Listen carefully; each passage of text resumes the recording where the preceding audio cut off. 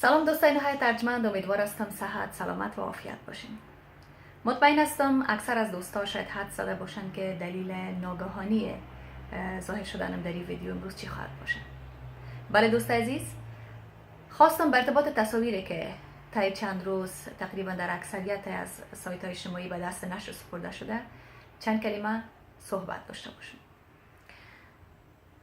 دوستای عزیز، اگر شما به یاد داشته باشین چند ماه قبل دقیق از امروز یک تصویر دیگه ما به همین شکل در تمام سایت های اجتماعی به دست نشر سپرده شده بود که حکایت از ربوده شدن و یا اختطاف شدن ما به دست یکی از گروه های جنگی در داخل افغانستان میکرد که فضل خدا آن حقیقت نداشت و به دعای شما عزیزا ما سلامت و صحت هستم. دوستای عزیز، با فهمیدن و درک این موضوع فکر نکنم که دیگر نیاز باشه در مورد همچون مسائل احمقانه بالخصوص برخواسته از عقده‌های شخصی و رقابت‌های غیر سالم صحبت شود و یا اهمیت داده شود. عزیزان مطمئن باشین که دامن زدن همچون مسائل به شخص خودم خیلی عادی است و هیچ اهمیت نداره، چون زمانی که من پا در عرصه هنر گذاشتم و این مسلک به اصطلاح برای خود انتخاب کردم، من از قبل پیش بینی کرده بودم که همچون مسائل و یا کارهای کلش امکان پذیر است و پیش بینی شده بود. ولی یک چیز دیگر هم باید فراموش نکنیم که با دامن زدن همچون مسائل شما خود هنرمند نه بلکه فامیل و خانواده را میرنجانید و یک شخصی که به فامیل خود و خانواده خود احترام قائل باشه هیچ وقت همچون مسائل دامن نمیزنه و کاملا درک میکنه که باید چی کرد. برحال یک موضوع جالب دیگر البته با استفاده از موقع میخوام صحبت کنم و اوی است که طی همین یکی دو روز ما پیام‌های بیشمار از دوستا، علاقمندا و هنرمندای عزیز که دوستای خیلی خوب ما هستن، نامشون البته نمیگیرم، حاصل کردیم و اکثریت پیام‌های از اینا و صحبت‌های از اینا بالای همین موضوع میچرخید یا بالای همین تصاویر میچرخید.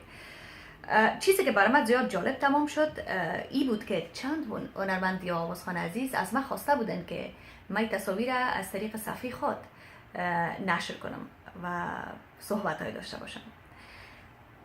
فقط عزیزا برای شما میخوایم بگویم که انگامی که مردم عام همچون مسائل دامن میزنه تا یک حد اندک قابل درک است، ولی وقتی که یک آوازخوان همچون مسائل دامن میزنه من فکر کنم که درک موضوع متفاوت میشه. بیاین عزیزا رقابت سالم نگاه کنیم، چون ما همه ما در یک کشتی سوار هستیم. خب عزیزا، به هر صورت یک موضوع دیگه هم است که بیشتر در لابلای پیامایی که ما حاصل کردیم از پیش ما سوال شده و اویی است که چرا ما بیشتر در مسائل سیاسی دخیل نیستیم و یا همچنان در مسائل عاطفی. فرض مثال ما تصویر نمیگذارم که کمک کرده باشم برای شخص یا یک شخص بیچاره رو پولی خود استفاده کرده باشم، تصویرش گرفته باشم همراه خود که یک بوجی آرد برش دادیم. به هر حال اول ای که دوست عزیز، من یک آوازخوان هستم و وظیفه من خدمت به هنر است.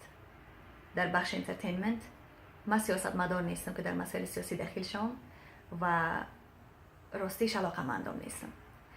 و دومی که چرا من در مسائل عاطفی خود دخیل نمیکنم و یا به اصطلاح عامه چرا همکاری نمیکنم کسی را و یا تصویری نمیگذارم از همکاری‌های خود، از امدادی که میرسانم برای کسی، اویی از دوست عزیز که من هیچ وقت نمیخوایم مجبوریت کسی را وسیله تبلیغات خود بسازم، چون فکر میکنم که یکی از کارهای خیلی نامردانه در حق اون شخص خود بود که تو برش همکاری میکنی و بعد تصویرش هم میگذاری در رسانه برای اینکه نمایش بدی.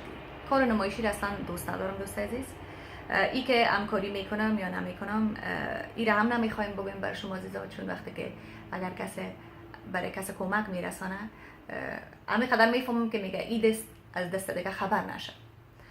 فلهذا پلیسی ما کاملا متفاوت است. شاید دوست عزیز دیگه و یا آوازخوانای دیگه ما با نظریات یا پلیسی کاملا متفاوت از ما باشن. من البته اعتقاد ندارم و یا هیچ قضاوتی هم در موردشان نمیکنم، ولی نظر شخصی من همه قسم است. خب دوستای عزیز، خدا کنه که به سوالای شما عزیزا جوابای قانع کننده و پاسخهای قانع بخش داده باشم. در اخیر نمیخوایم که فراموش کنم که تشکری کنم از او سایت های اجتماعی که عکسایی که طی چند روز به دست نشر سپرده شده بود حذف کردن، البته بعد از درک حقیقت. و در اخیر از شما عزیزا تشکری میکنم، از او عزیزایی که بیشتر مرا سپورت کردن و پیام‌های بسیار زیبا و به اصطلاح سپورتیو ماندن. یک جهان سپاس، تشکر. من هم شما عزیزا رو دوست دارم و منتظر کارهای جدید هنری ما باشین. انشالله هر بار کوشش میکنم که بهتر و خوبتر بدرخشم. شما رو به خداوند پاک و لایزال سپرده، شب و روز خوش داشته باشین.